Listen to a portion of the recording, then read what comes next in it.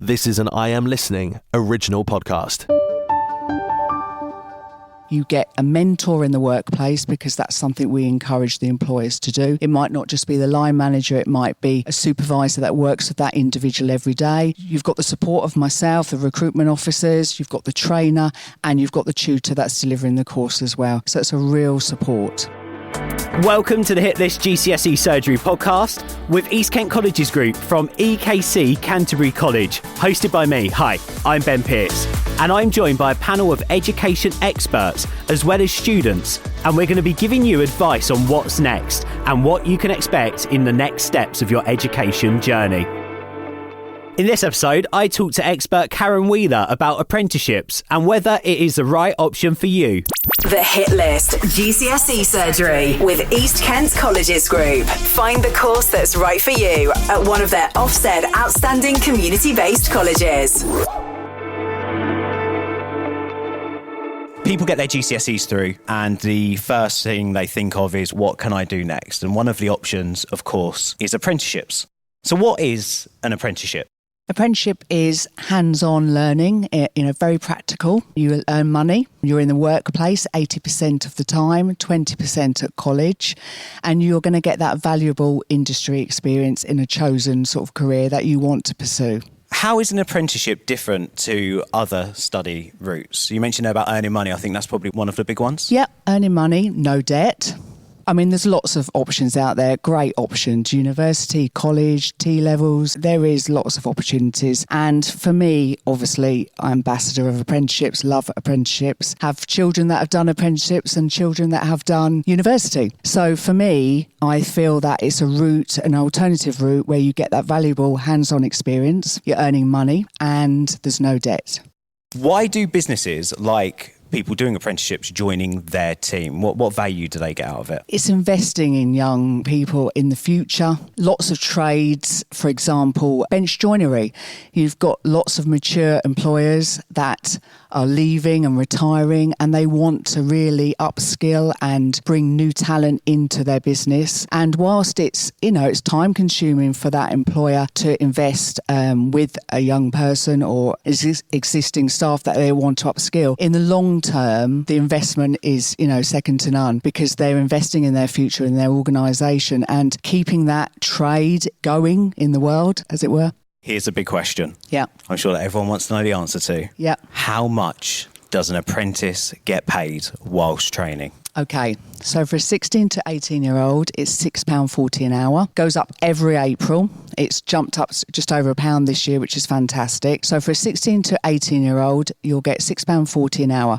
There are many employers that do pay a lot more than that, which is fantastic. And we do encourage that because there's lots of training providers out there, lots of other vacancies out there, and it's good to be really competitive. And sometimes I say to employer, if you just up it that sort of 25, 50p more, you might get more interest, more volume, different calibre, and we work very closely with employers to encourage that. I look at the labour market, look what's going on, look at the trends and do my research and keep the employers up to date and give my honest advice. Of course, once they've turned 18 and they're in their second year of their apprenticeship, it does go up to the national minimum wage for that age group. So whilst some apprenticeships are 18 months long, some are up to 4 years long, so money will go up and up. And a lot of employers also pay for travel, they pay for their time at college, which is really good, their studying time. So again, at the beginning, when we meet our employers before putting vacancies on, we go through that all so that we are really clear with the employer, expectations, contract of employment,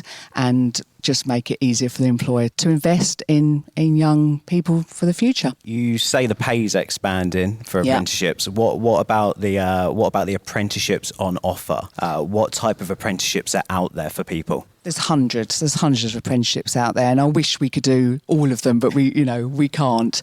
We do them across the 6 colleges, and we offer anything from construction, building, manufacturing, engineering, finance, business. There's so many. We offer 37 and fantastic courses that we offer, and we're really proud to offer those. Some we offer across 2 or 3 of our campuses, some are just at one campus. Some workshops are online, so sometimes students don't have to come into college. They're done in the workplace. We have trainers, all industry really experienced trainers that come out to the workplace every 8 to 10 weeks as well. So you get that wraparound care. You get a mentor in the workplace, because that's something we encourage the employers to do. It might not just be the line manager, it might be a supervisor that works with that individual every day. You've got the support of myself, the recruitment officers, you've got the trainer, and you've got the tutor that's delivering the course as well. So it's a real support. The Hit List GCSE Surgery. Become an apprentice and earn whilst you learn at your local college. Visit ekcgroup.ac.uk. Do you often see people go from an apprenticeship straight into work? What does an apprenticeship normally lead to? That is our whole ethos. When we go and visit every employer, so any apprentice that is placed with the employer, we go and meet them. I've got 5 recruitment officers. We go out, we meet them. We have a duty of care to ensure the scope of work is there that matches the job description. Are they working in a safe environment? Have they got a contract of employment, insurance, all everything that I would want my son or daughter to be in a safe and supportive environment. And the end goal is that if that employer, like I say, is time consuming to take an apprentice. I've got 2 apprentices in my team. I have to give that one-to-one, that mentoring, progress reviews. But I know the end goal is I'm going to make sure that I keep those 2 apprentices, because I've invested that time. And if that's what they want to do and they want to stay on, I'm going to do everything I can to keep them, because I've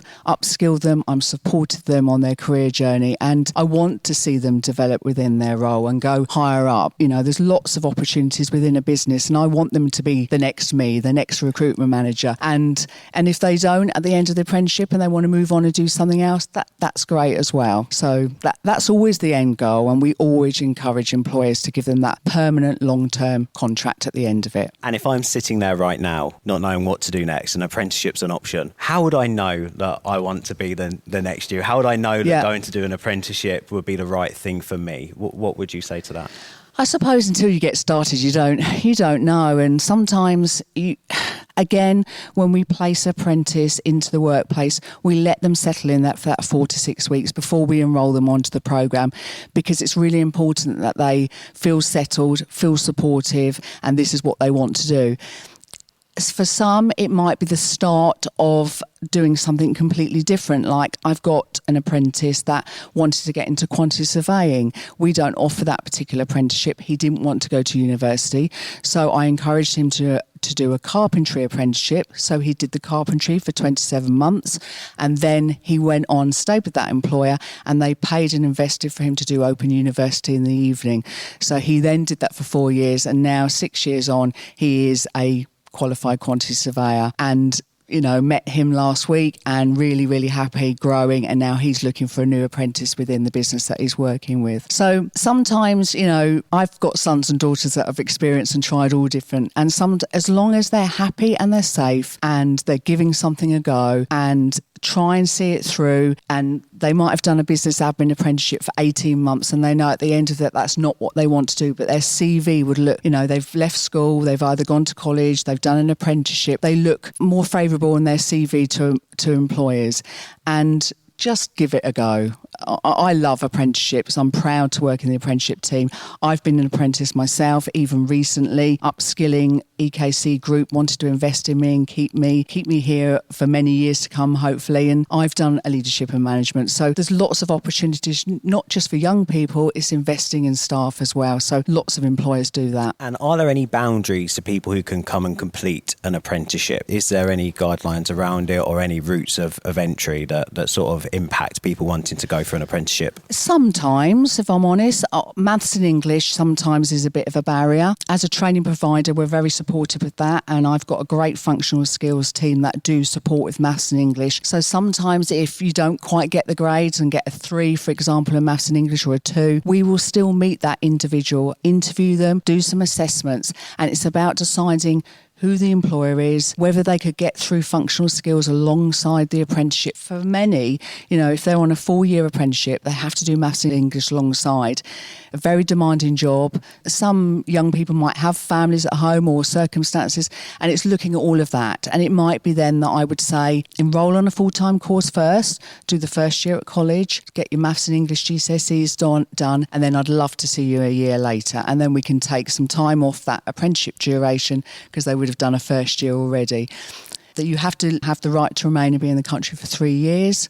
And if you've got an EHCP, again, we look at that and support. We've got a fantastic ALS team, again, within the apprenticeship department. And it's case by case, individual. But what we do is give very honest, transparent and manageable goals and advice. Amazing. Thank you for that, Karen. I believe one of our audience, a student, has a question for us. What's your name? Lauren Hadlow. Oh, hi, Lauren. Do you want to ask Karen your question? If I'm interested in a specific trade or profession, can you explain how apprenticeships work and what kind of qualifications I can gain through them? Yes, thank you, Lauren. So we do level 2, level 3. Some of our apprenticeships now are combined level 2 and level 3, where industries and the feedback we've had is that we would prefer to start them off straight onto a level 3.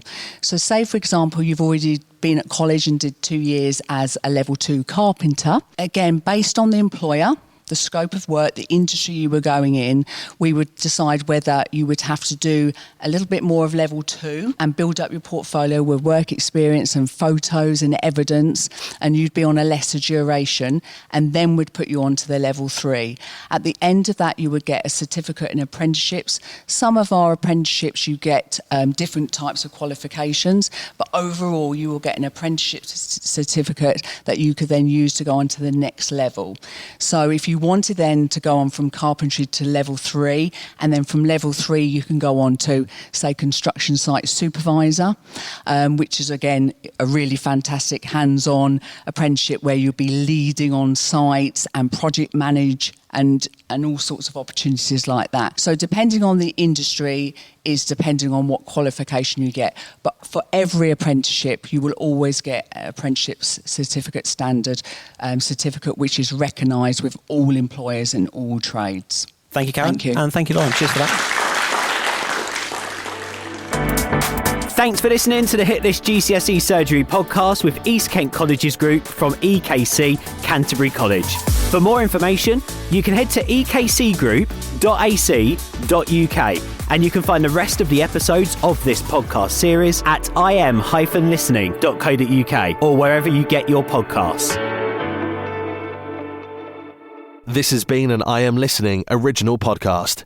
For more information, head over to our website, im-listening.co.uk.